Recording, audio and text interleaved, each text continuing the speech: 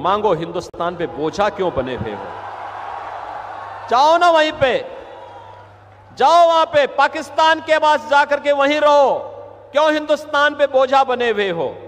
हिंदुस्तान के इस बोझे को दूर करने की आवश्यकता है।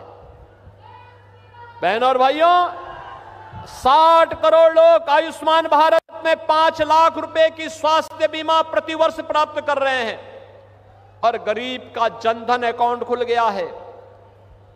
12 करोड़ घरों के लिए शौचालय बन गए हैं।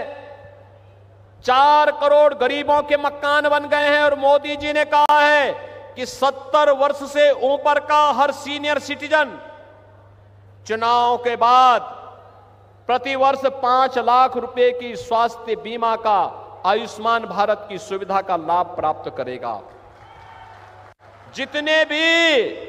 जितने भी गरीब बचे हैं, जिनके पास अपना आवास नहीं है, उनको एक एक आवास मिलेगा।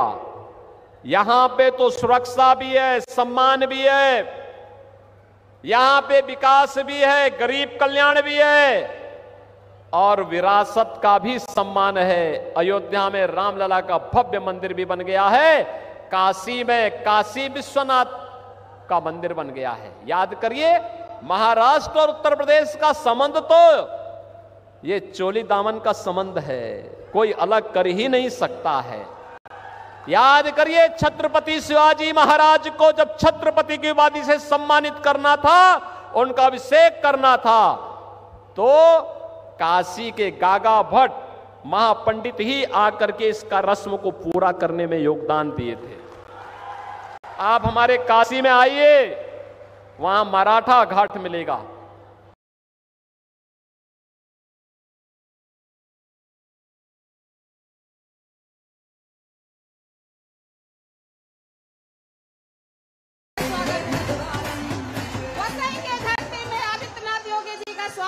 स्वागत है, स्वागत है।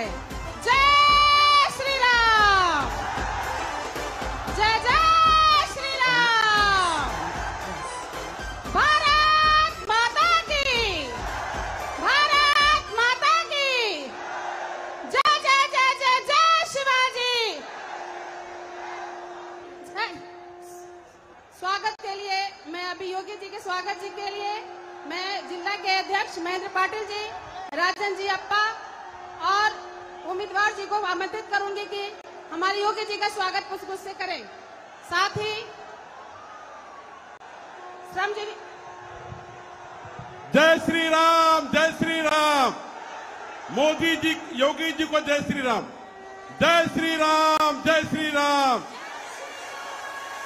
योगी जी को जय श्री राम, जय श्री राम, जय श्री राम, जय श्री राम, जय श्री राम।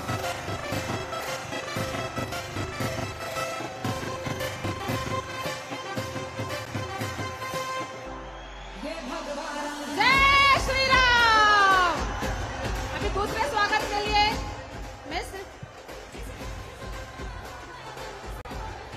अभी हम समय बिल्कुल भी विलंब नहीं करेंगे। एक भी मोमेंट का समय लेते हुए हम लोग उत्तर प्रदेश के मुख्यमंत्री श्री आदित्यनाथ योगी जी को सुनने के लिए बहुत देर से इंतजार कर रहे हैं। तो सीधा हम चलते हैं योगी जी आदित्यनाथ जी का भाषण सुनने के लिए। भारत माता की, भारत माता की, भारत माता की।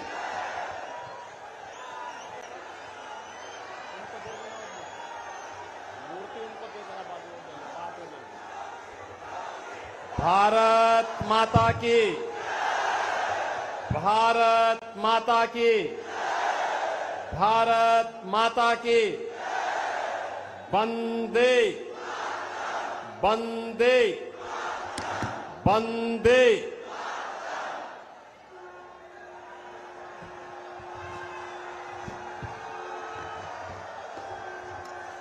आज की इस चुनावी सभा में उपस्थित भारतीय जनता पार्टी के महाराष्ट्र के अध्यक्ष श्रीमान चंद्रशेखर बावनकुले जी, पालघर लोकसभा क्षेत्र से भारतीय जनता पार्टी और एनडीए के प्रत्याशी श्री हेमंत सांवरा जी, पालक मंत्री श्री रविंद्र चौहान जी, मंच पर उपस्थित माननीय सांसद श्री राजेंद्र गावित जी, माननीय विधायक श्री नीतीश राणे जी, रविंद्र पाठक जी, श्रीमती रानी द्विवेदी जी, महेंद्र पाटिल जी, श्री राजन नाइक जी, श्री विश्वनाथ पाटिल जी,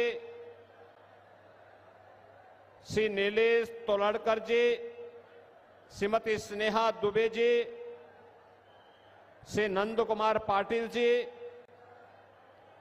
मंच पर उपस्थित भारतीय जनता पार्टी, शिवसेना,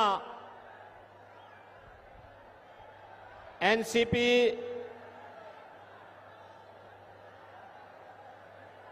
और अपने एनडीए के सभी सहयोगी दल के सभी हमारे पदाधिकारीगण और उपस्थित पालघर के मेरे सभी उपस्थित बहन और भाइयों, मैं सबसे पहले हिंदवी स्वराज का बोध जागृत करने वाले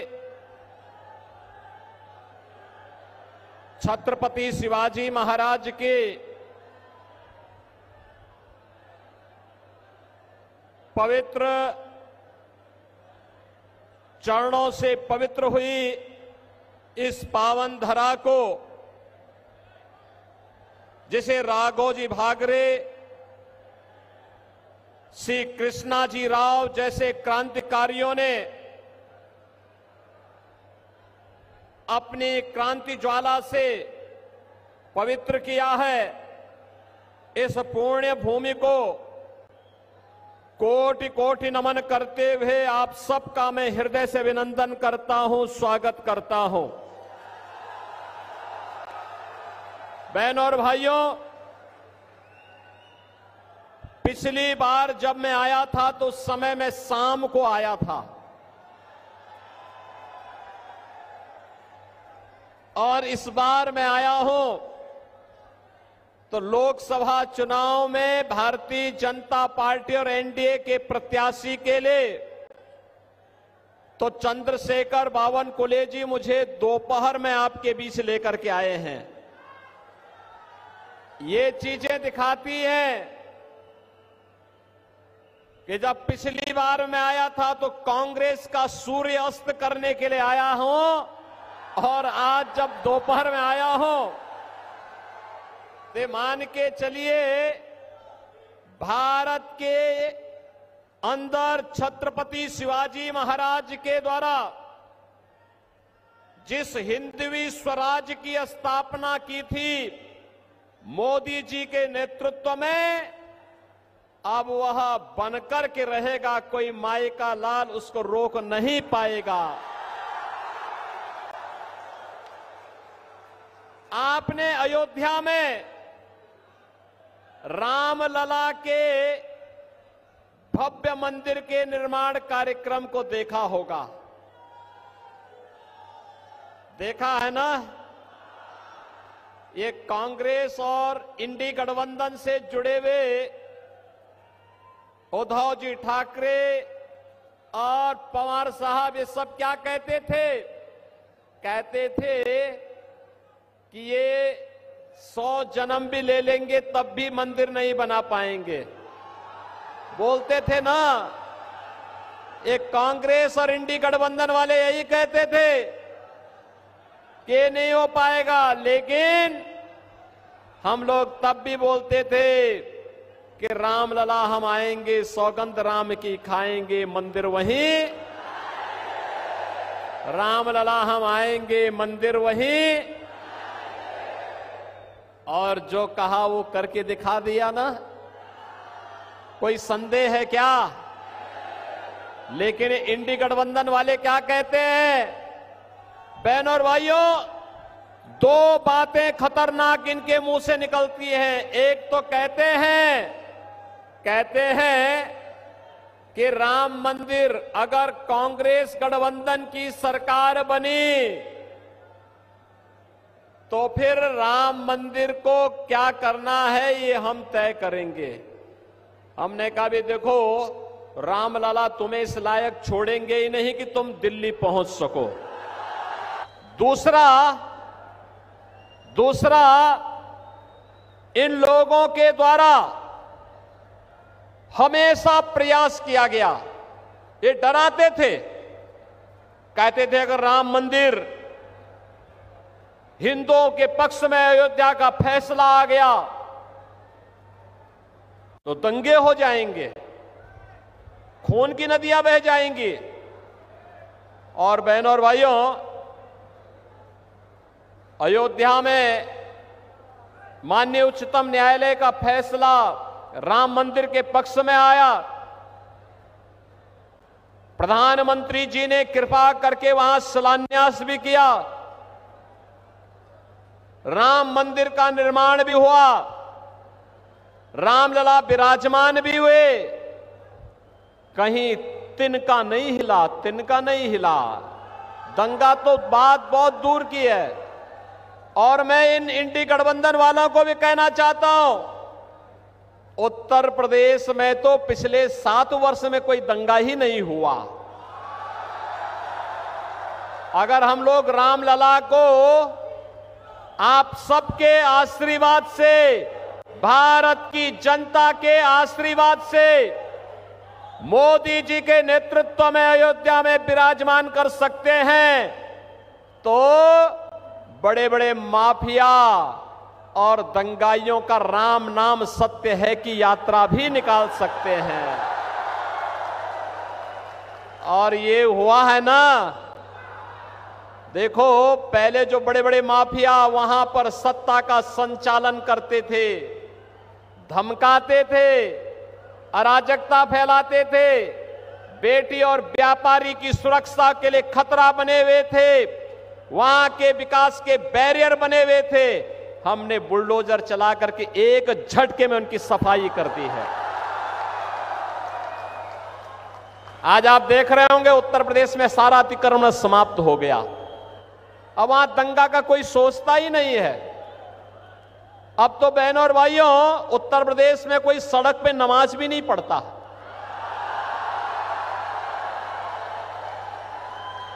अब वहां मस्जिदों के भी माइक उतर गए। अगले 5 वर्ष में आप देखेंगे कि लोग भूल ही जाएंगे कि ये भी कोई चीज होती थी, कि चिल्लाहट होती थी, लोग परेशान होते थे, लोग भूल जाएंगे। बहनों और भाइयों,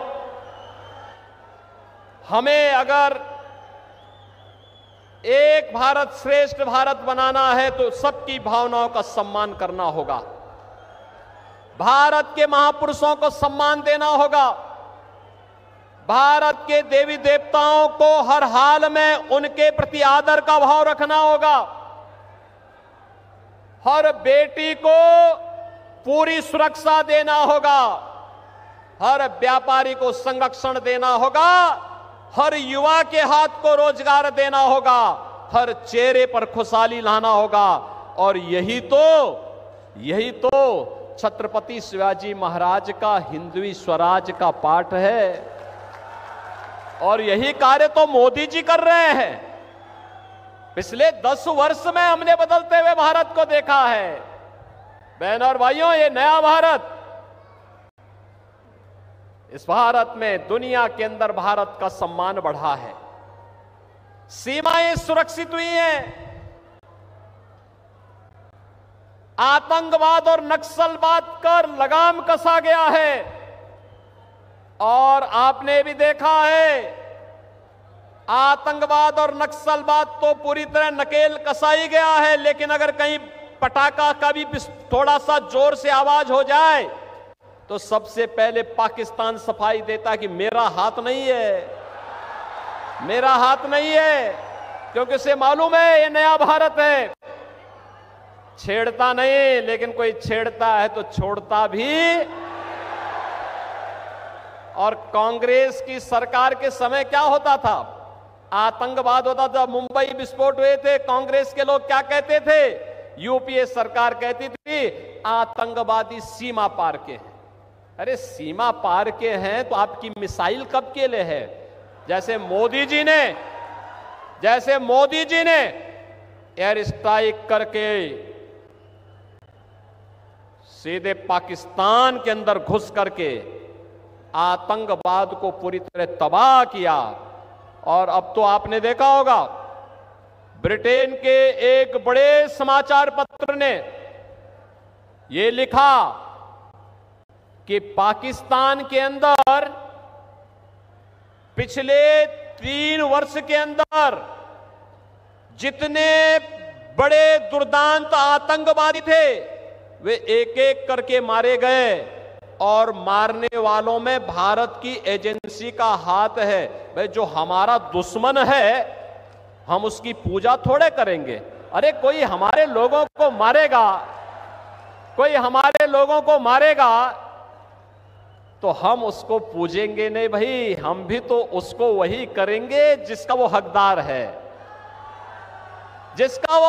है, और वही हो रहा है। और अब तो पाकिस्तान को, पाक अधिकृत कश्मीर को बचाना मुश्किल हो रहा है।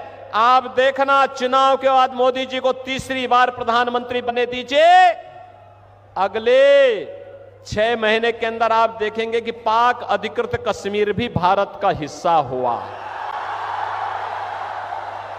ये इसके लिए हिम्मत चाहिए होती है, हिम्मत, दम हो तभी ये काम हो सकता है। ये कांग्रेस की तरह नहीं, इंडी गठबंधन के नेताओं की तरह, उनके घटक दलों की तरह नहीं कि हम आतंकवाद पर कुछ नहीं कर सकते क्योंकि ये तो पाकिस्तान से, यही तो बोलते थे ये लोग। आज अगर वह कुछ करता है तो वो थोड़ी सी टेढ़ी नजरों से देखता क्या है कि उससे पहले कि वो भारत की तरफ नजरें टेढ़ी करे, उसकी नजरों को ही निकाल करके बाहर कर दिया जाता, कहा जाता चुप, ये नहीं चलेगा। बहनों और भाइयों, ये नया भारत है, बिना रुके, बिना डिगे, बिना हटे, बिना डरे आज मोदी जी के नेतृत्व में विकास की जिस यात्रा को आगे बढ़ा रहा है, आप सबके सामने है। अभी मैं देख रहा था मुंबई से नागपुर का समृद्धि एक्सप्रेसवे, मैं देख रहा था महाराष्ट्र के अंदर इंफ्रास्ट्रक्चर, मोदी जी के नेतृत्व और मार्गदर्शन में माननीय गडकरी जी ने कितना अच्छा इंफ्रास्ट्रक्चर दिया है। हाईवे का, रेलवे का कितना अच्छा इंफ्रास्ट्रक्चर हुआ है। नमो भारत, वंदे भारत, अमृत भारत, अत्याधुनिक वर्ल्ड क्लास ट्रेन, मेट्रो, और युवाओं के लिए आईआईटी भी है, आईएम भी है, triple IT, NIT, world class university, AIIMS, दोनों कार्य एक साथ हो रहे हैं। लोगों को अच्छी स्वास्थ्य सुविधा भी मिल रही है और एजुकेशन के बेहतरीन संस्थान भी आज प्राप्त हो रहे हैं। हर घर नल भी है और नल पर जल भी है। बहनों और भाइयों, आप सोचो, कांग्रेस और इंडी गठबंधन जो आज बना है, इनके समय में गरीब भूख से मरता था। आज मोदी जी 25 करोड़ यानी 80 करोड़ लोगों को फ्री में राशन दे रहे हैं। 80 करोड़ लोगों को फ्री में राशन। और यही नहीं, जो ये लोग पाकिस्तान का राग अलापते हैं, इनसे बोलो कि जितनी पाकिस्तान की आबादी है उससे ज्यादा लोगों को मोदी जी ने 10 वर्ष में गरीबी रेखा से उभार करके खुशहाल जीवन जीने के लिए आगे बढ़ाया है। मात्र 23 करोड़ एक कमबख्त पाकिस्तान, आप सोचो कहां पहुंचा दिया इन्होंने पाकिस्तान को। अरे हिंदुस्तान में रहता तो भूखों नहीं मरता, उनको भी फ्री में राशन मिलता। लेकिन आज गली मोहल्लों में कुछ जीव लड़ते हैं ना एक रोटी के टुकड़े के लिए, यही पाकिस्तान में 1 किलो आटा के लिए छीना झपटी होती है। आंदोलन चल रहे हैं, धरना प्रदर्शन चल रहे हैं, बड़े बड़े अभियान चल रहे हैं, आगजनी हो रही है, तोड़फोड़ हो रही है, क्योंकि खाने के लिए कुछ भी नहीं है पाकिस्तान में। तो जो पाकिस्तान का राग अलापते हैं, इनसे बोलो कि जाओ पाकिस्तान में जाके भीख का कटोरा लेकर के भीख मांगो, हिंदुस्तान पे बोझा क्यों बने हुए हो? जाओ ना वहीं पे, जाओ वहां पे पाकिस्तान के पास जाकर के वहीं रहो, क्यों हिंदुस्तान पे बोझा बने हुए हो? हिंदुस्तान के इस बोझे को दूर करने की आवश्यकता है। बहनों और भाइयों, 60 करोड़ लोग आयुष्मान भारत में 5 लाख रुपए की स्वास्थ्य बीमा प्रतिवर्ष प्राप्त कर रहे हैं और गरीब का जनधन अकाउंट खुल गया है। 12 करोड़ घरों के लिए शौचालय बन गए हैं, 4 करोड़ गरीबों के मकान बन गए हैं और मोदी जी ने कहा है कि 70 वर्ष से ऊपर का हर सीनियर सिटीजन चुनाव के बाद प्रतिवर्ष 5 लाख रुपए की स्वास्थ्य बीमा का, आयुष्मान भारत की सुविधा का लाभ प्राप्त करेगा। जितने भी गरीब बचे हैं, जिनके पास अपना आवास नहीं है, उनको एक एक आवास मिलेगा।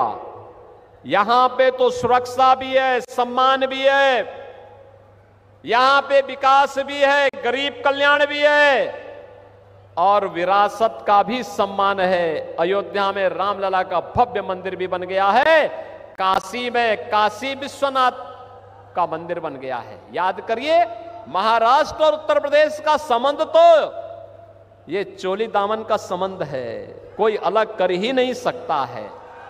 याद करिए, छत्रपति शिवाजी महाराज को जब छत्रपति की उपाधि से सम्मानित करना था, उनका अभिषेक करना था, तो काशी के गागा भट्ट महापंडित ही आकर के इसका रस्म को पूरा करने में योगदान दिए थे।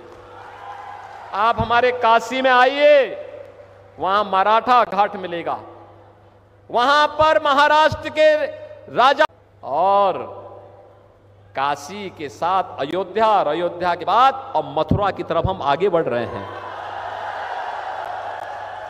हमारे कृष्ण कन्हैया कहां चुप बैठने वाले हैं, वो तो पहले ही बोल चुके हैं, उन्होंने तो पहले ही कह दिया है, वो तो पहले ही इस बात की घोषणा कर चुके हैं कि परित्राणाय साधूनाम विनाशाय च दुष्कृताम। राज्य तो उत्तर प्रदेश है, बहनों और भाइयों, मैं कह सकता हूं वहां पे एक ही आवाज है, हर ओर से एक ही आवाज, एक ही नारा गूंजता है, और वह गूंजता है कि फिर एक बार, फिर एक बार, फिर एक बार, अब की बार, अब की बार 400 पार के नारे से ये कांग्रेस हैं, उद्धव ठाकरे हैं, शरद पवार जी हैं, लालू जी हैं, अखिलेश यादव हैं, इन सबको अपने पैरों के नीचे की जमीन खिसकती हुई दिखाई देते। कहते क्या होगा, 400 ही ले लेंगे, क्या होगा। फिर पूछते हैं, जनता से पूछते हैं 400 पार कैसे पाएंगे, तो जनता जनार्दन कहती है कि वे देखो, जो राम को लाए हैं हम, जो राम को लाए हैं और राम को मोदी जी लाए हैं, मोदी जी ने भी अयोध्या में विराजमान कराया है। और बहनों और भाइयों, मैं इसलिए कह सकता हूं, इस चुनाव में कुछ मत देखिए, मोदी जी ने विकास कराया है, सुरक्षा दी है, सम्मान दिया है, गरीब कल्याण किया है।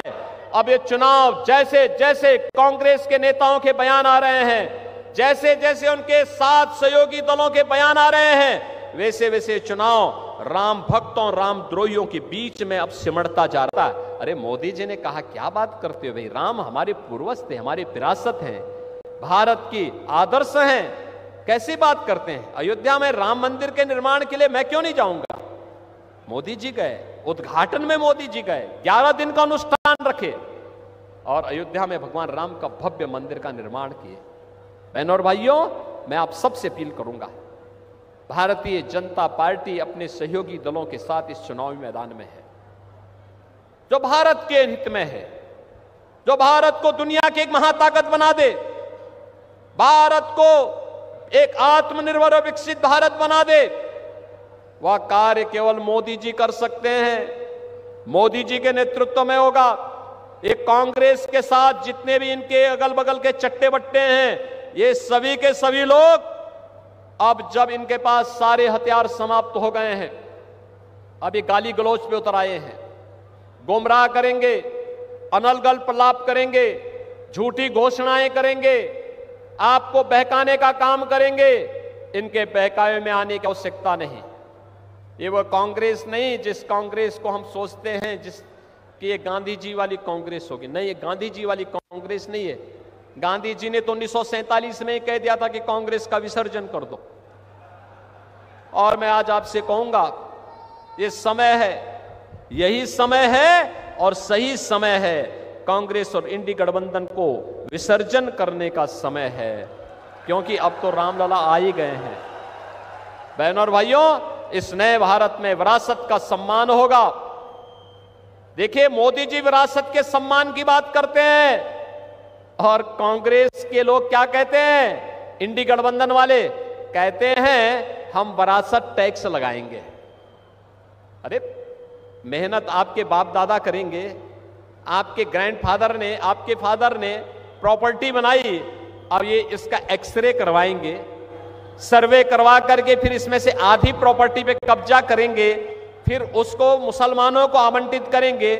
कोई रोहिंग्या आएगा, कोई बांग्लादेशी आएगा, कोई पाकिस्तानी आएगा, कोई अफगानिस्तानी आएगा, क्या आप इसको स्वीकार करेंगे क्या? बहनों और भाइयों, इंडी गठबंधन में अब औरंगजेब की आत्मा घुस चुकी है, इसको मत आने देना। औरंगजेब को पहले ही छत्रपति शिवाजी महाराज समाप्त कर चुके हैं। अब महाराष्ट्र के अंदर औरंगजेब और उसकी संतानों को नहीं आने देना है। आप सहमत हैं? सहमत है ना? मोदी जी के नेतृत्व में अब की बार 400 पार के लक्ष्य की तरफ महाराष्ट्र बढ़ रहा है ना। पालघर फिर से जीतेंगे, भारी बहुमत से जीतेंगे, आप जिताएंगे। सहमत हैं? लेकिन बहनों और भाइयों, आज चुनाव प्रचार का अंतिम दिन है, कल एक दिन बचेगा। घर घर आप जाएंगे, घर घर जाकर के हेमंत सांवरा जी के लिए कमल चुनाव चिन्ह पर वोट मांगेंगे? मांगेंगे? सभी लोग सहमत हैं? मोदी जी का प्रतिनिधि बन करके सभी लोग जाएंगे ना? तो फिर मेरे साथ आप बोलेंगे, सभी लोग बोलेंगे, भारत माता की, भारत माता की, भारत माता की, छत्रपति शिवाजी महाराज की, छत्रपति शिवाजी महाराज की जय श्री राम, जय जय श्री राम।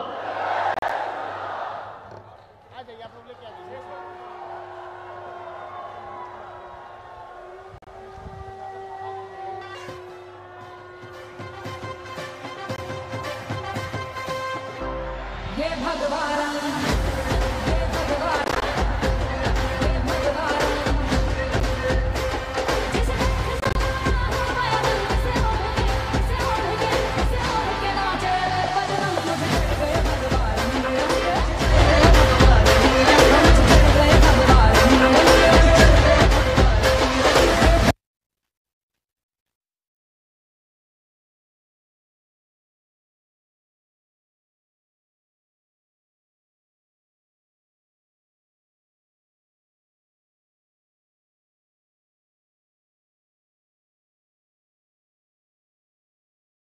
बेहतरीन टैलेंट है।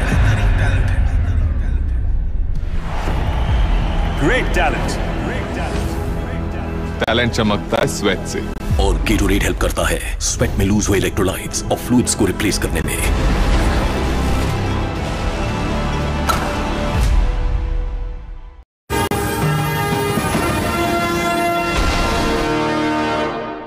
लेटेस्ट अपडेट्स के लिए अल्ट्रा चैनल्स को सब्सक्राइब करें और बेल आइकन को प्रेस करें।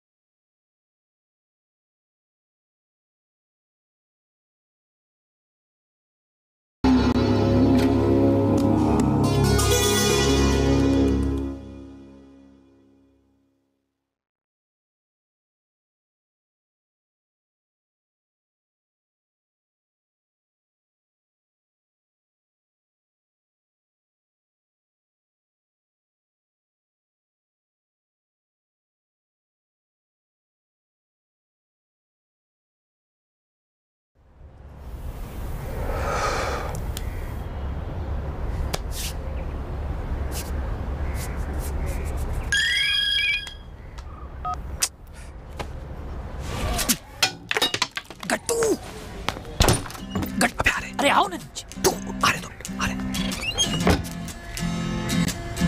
क्या लेट हो गए? चल। कहने को तो राखी भाई बहन का त्योहार है, पर हमारे यहाँ नौजवान लौंडों को भाई बनाने की चाल। कंजूरिंग से ज्यादा डर लगता है भैया कि मोहल्ले की लड़कियां या उनके घर वाले हमें किसी मोहल्ले की लड़की का भाई ना बना दें। इस चक्कर में सुबह 5 बजे उठकर घंटाघर में छुप जाते हैं हम सब लौंडे। पर बुरी खबर आने में देर थोड़ी लगती है। ये देखो, एक और लौंडा चाहिए। भाइयों भाइयों क्या हुआ? भाई एक बुरी खबर। सांस ले ले। पूरा भाई एक बुरी खबर है, 4 लौंडे शहीद हो गए। और गट्टू वो तेरा महेश रिस्की सांड, उसकी तो बैंड बज गई यार। बैंड बज गई? किसने बजाई? तेरे मोहल्ले वाली वो बिन्नी अरोड़ा। और ये आ गई हर साल सूली चढ़ाने वाली बिन्नी अरोड़ा। अरे जयदेव भैया, नोटियाल अंकल, इनको क्यों बुला रही हो? प्लीज मुझे जाने दो। जाने दो? ऑटो का छुट्टा गया कि जाने दो? अरे बर्थडे साहब, शर्मा जी आइए। मैंने कुछ नहीं किया है, प्लीज मुझे जाने दो। जाने कैसे दूं? पहले बता तू क्या लगता है रितु का? कौन रितु? कैसी रितु? दादी लंबी लंबी फेंक रहा है, मैंने खुद देखा है। टोंगों से घसीट कर लेके आई हूँ उसको। रुक, जा जरा रितु को बुला के ला। पता लगेगा वो